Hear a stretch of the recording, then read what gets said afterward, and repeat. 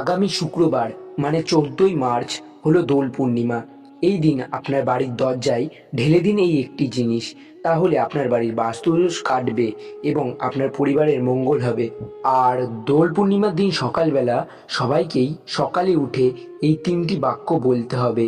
এতে আমাদের দুর্ভাগ্য কাটে এবং আর্থিক ভাগ্য ফেরে এবং আমাদের সকলেরই মঙ্গল হয়। আর বন্ধুরা, ভিডিওটি শুরু করার আগে আমাদের চ্যানেলে আপনারা নতুন হয়ে থাকলে আমাদের চ্যানেলটিকে অবশ্যই সাবস্ক্রাইব করে দেবেন এবং বেল আইকন বাটনটিকে ক্লিক করে রাখবেন, যাতে এরকম আরও নতুন ভিডিও আপনার কাছে সবার প্রথমে চলে আসে।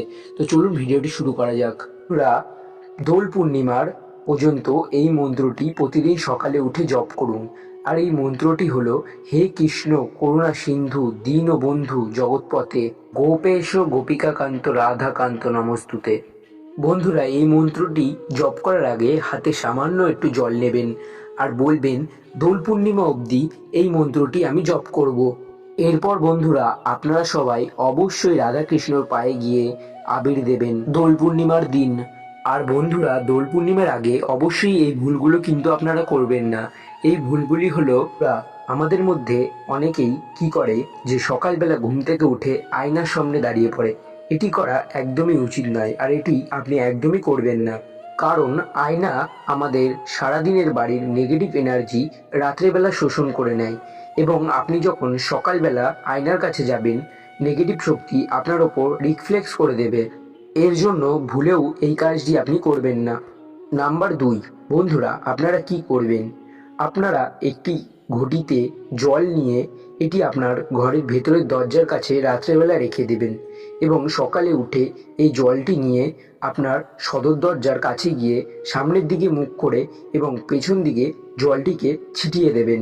বন্ধুরা, এতে আপনাদের বাড়িতে গ্রহদোষ কাটবে এবং এটি যদি আপনি নিয়মিত প্রতিদিন করতে পারেন, তাহলে একদম গ্যারান্টি যে আপনার আর্থিক উন্নতি ঘটবেই। কারণ বন্ধুরা, এই প্রক্রিয়াটি এতটাই শক্তিশালী যে এটি কিছুদিন করার পর আপনার বাড়িতে মা লক্ষ্মীর আগমন ঘটবে।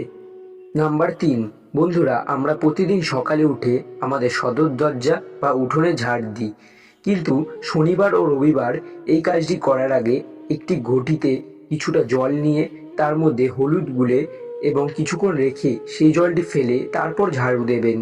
এতে কি হবে, যদি কোনো ব্যক্তি আপনার বাড়িতে কোনো খারাপ কাজ করে থাকে, তাহলে সেটি কিছুদিনের মধ্যে রিটার্ন তার বাড়িতেই চলে যাবে। নাম্বার 4, বন্ধুরা, যদি কোনো ব্যক্তি আপনার বাড়ি থেকে দূরে কোথাও ঘুরতে যায় বা কোথাও কাজে যায়, তাহলে একটি ঘটিতে জল নেবেন এবং জলটি কোথাও একটা রেখে দেবেন এবং সেই ব্যক্তিটি যখন ফিরে আসবে সেই জলটি একটি গাছে ঢেলে দেবেন। এতে বন্ধুরা, পরিবারের সবার সাথে সম্পর্ক ভালো হয় এবং সেই ব্যক্তি সমস্ত বাধা বিপত্তি থেকে মুক্তি পায়। আজকের ভিডিওটি এইটুকুনি। ভিডিওটি ভালো লাগলে ভিডিওটিকে একটি লাইক করে দেবেন আর এই কাজগুলি অবশ্যই মেনে চলবেন। এতে আপনার পরিবার সহ সবার ভালো হবে। জয় শ্রীকৃষ্ণ।